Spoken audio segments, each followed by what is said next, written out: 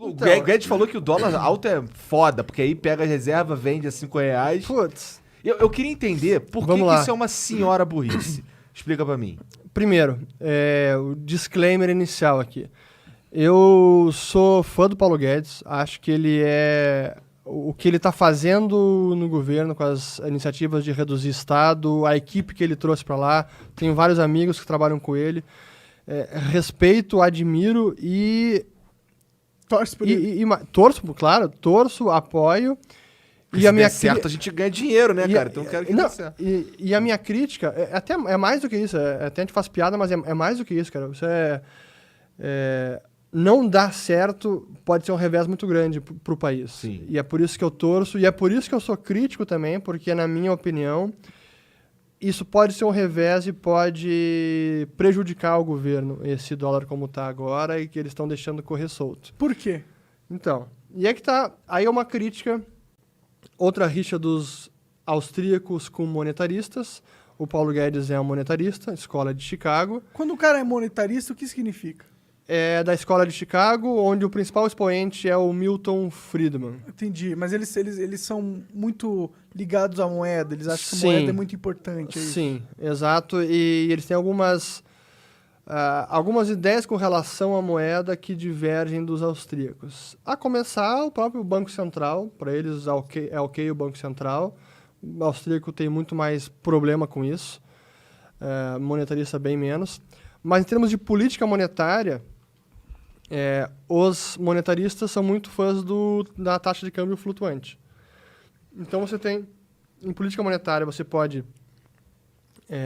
ou você tem a taxa de câmbio flutuante e você tem a taxa de juros independente, você muda como quiser e segue a meta de inflação, ou você tem a taxa de câmbio fixa, atrelada a alguma outra moeda, normalmente o dólar, e a taxa de juros é consequência da taxa de câmbio fixa. Normalmente acaba seguindo a política monetária lá fora. Então segue a taxa de juros da moeda âncora. Quando o câmbio é flutuante, aí o câmbio é consequência da taxa de juros. É o inverso. Que é como é no Brasil? Que é como no Brasil. Como é na maior parte dos países hoje. Tá. São poucos que... alguns ainda têm moeda que eles chamam de PEG, né? Pegged to the dollar. Lastreada, A China atrelada é assim? ao dólar. Não oficialmente, mas na prática sim. Entendi. Porque eles são acusados de manipular a moeda. Né? É aí que está o ponto. Na prática, todos manipulam moeda. É apenas uma questão de grau. E mesmo esse sistema de apenas... vamos apenas olhar a taxa de juros e meta de inflação e foda-se o câmbio é flutuante e vai para onde quiser. Na prática não é bem assim, porque tudo tem relação também. E a própria taxa de câmbio, cedo ou tarde, acaba pegando na inflação. Porque a economia, no mundo todo, é dolarizada. Então, algumas mais, outras menos. Mas preço de commodity global é precificado em dólar, é petróleo, algumas commodities agrícolas, aço, cara, é muita coisa. Então, por conta disso, a depreciação do câmbio aqui imediatamente afeta alguns preços na economia. Em algum momento isso vai bater no IPCA, que é a meta do governo. Nesse momento, o nosso governo, o nosso Bacen, o Banco Central, está sendo beneficiado pelo choque de oferta do coronavírus, choque de demanda do coronavírus, que faz com que caia o preço do petróleo, caia o preço de alimentos e, por algum momento, talvez esse câmbio alto não bata na inflação ainda. Mas esse é apenas o efeito na inflação, porque o efeito imediato é que o câmbio depreciado ele acaba empobrecendo todo mundo. Cara, hoje chegou a 4,66 e... Principalmente os gamers. Cara, mas não apenas gamers, cara. Tudo que é importado, tipo serviço de hospedagem de site, a Amazon Web Services, tudo que é serviço de TI praticamente é dolarizado. Toda a economia sente na hora. Então tem vários serviços, vários outros produtos importados, na hora isso afeta a economia e isso empobrece a população. E qual é a minha rixa com o Guedes e com o Roberto Campos Neto agora? Por que eu tenho criticado tanto? Porque, sim, a política monetária é câmbio flutuante. Mas, mesmo assim, você pode atuar no câmbio de forma indireta e com a comunicação também. Banco Central, hoje, a prática de Banco Central é um pouco arte, um pouco ciência, até mais arte do que ciência. E uma das características de banqueiro central uma das ferramentas é a comunicação. O que eles chamam hoje de, para ficar bem bonito, é o Forward Guidance, a orientação prospectiva. Que isso? É, bonito, Que né? coisa linda. Isso quer dizer, cara, o que você falar tem importância. Como assim? Em termos de Quem política... falar? Exatamente. Esse Bolsonaro. É o ponto. Esse é o ponto. Então, especialmente um ministro de Fazenda ou um presidente de Banco Central, cara, o que ele falar tem muita importância para o mercado. Então, quando o Paulo Guedes fala, não, o câmbio tá ok, subiu um pouquinho, vai subir um pouco mais, tem que se acostumar agora, baixou os juros, apertou o fiscal, essa é a consequência natural, o câmbio subiu um pouquinho, o que eu concordo.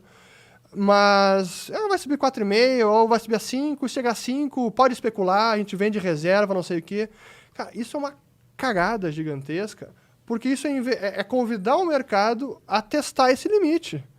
Pô, essa Porque sinalização o que ele fala tem peso. Tem peso. Então, se o próprio ministro da Fazenda está dando essa sinalização que o limite pode ser 4,5 ou pode ser 5, o mercado vai testar esse limite. E a quem interessa subir pra caralho?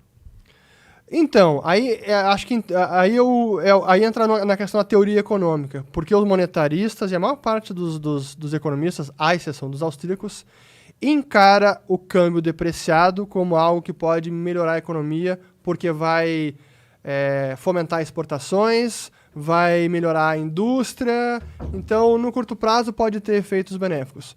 O que para mim é uma balela e os austríacos rechaçam isso veementemente. E a empiria comprova isso também. Se olhar os dados das economias, isso na prática não acontece. É uma das grandes falácias que seguem sendo propagadas pelas faculdades de economia e por economistas e políticos e banqueiros centrais.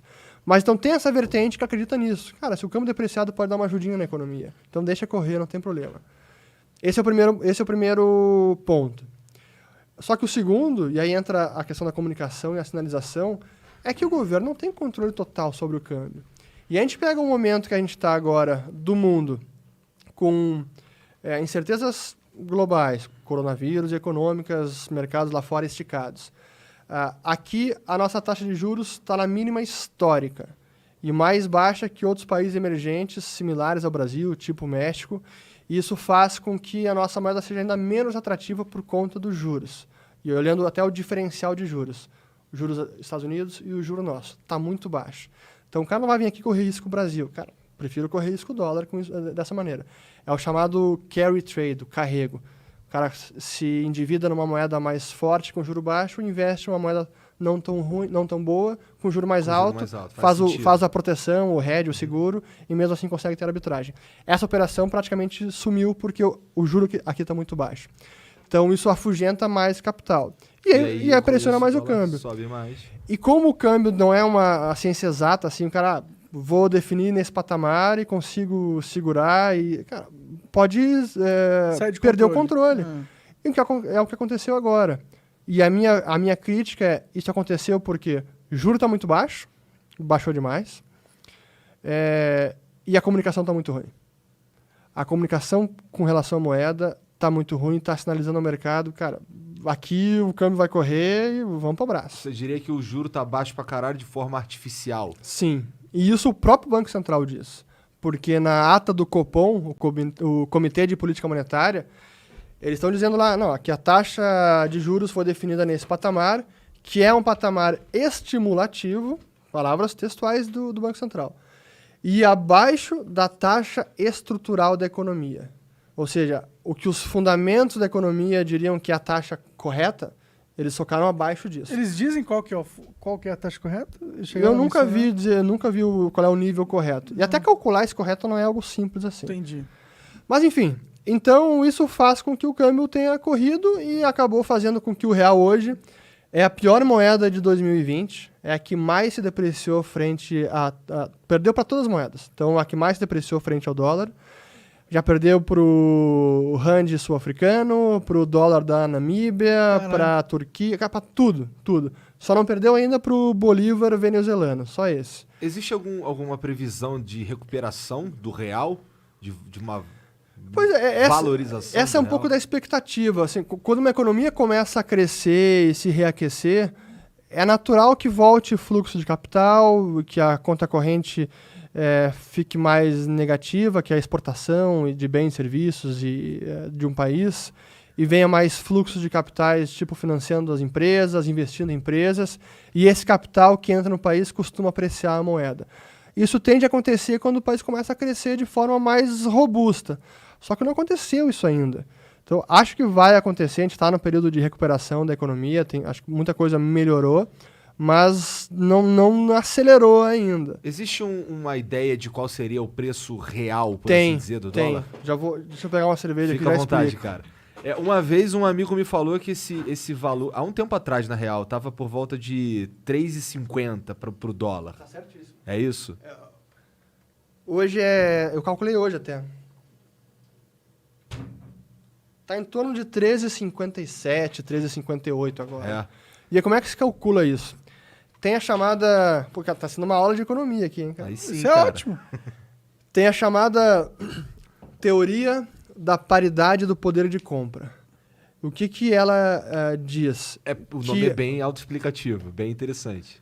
Que o câmbio entre duas moedas é definido pela razão entre o poder de compra das duas moedas.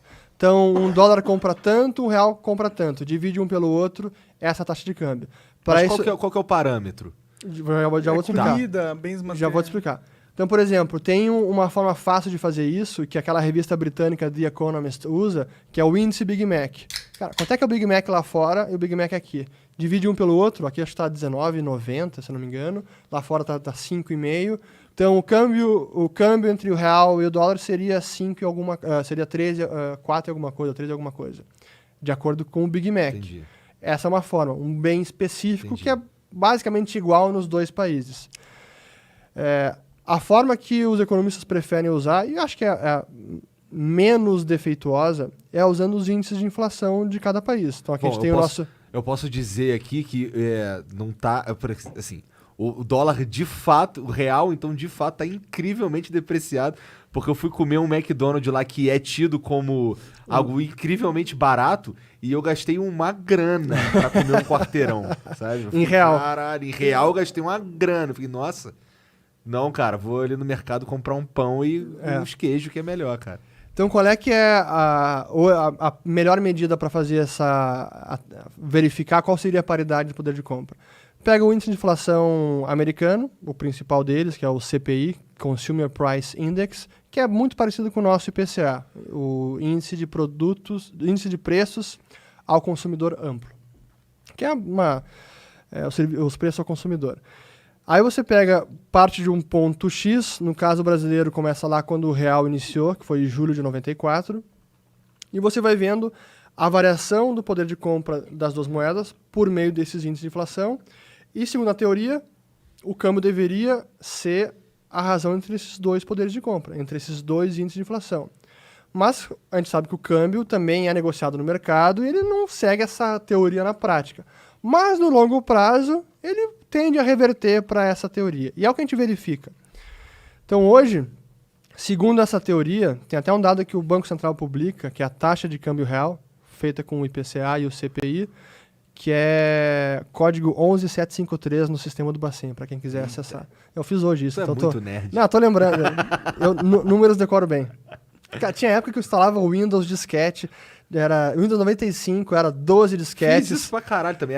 O 98 eram 21 disquetes. Pirata, eu decorava o número serial porque dava pau naquela porcaria do disquete. Caralho, sério, cara? Juro. Caralho. Nossa senhora. Mas vamos... Mas então, Tem uma voltando. memória boa. Tem, pra número tem. Então, olhando por esse índice, hoje a taxa de câmbio de equilíbrio seria cerca de 13,57, 13,58. Ou seja, se o câmbio está 4,66 e a taxa de câmbio de equilíbrio correto pelos fundamentos seria isso, o câmbio está depreciado em quase 30%.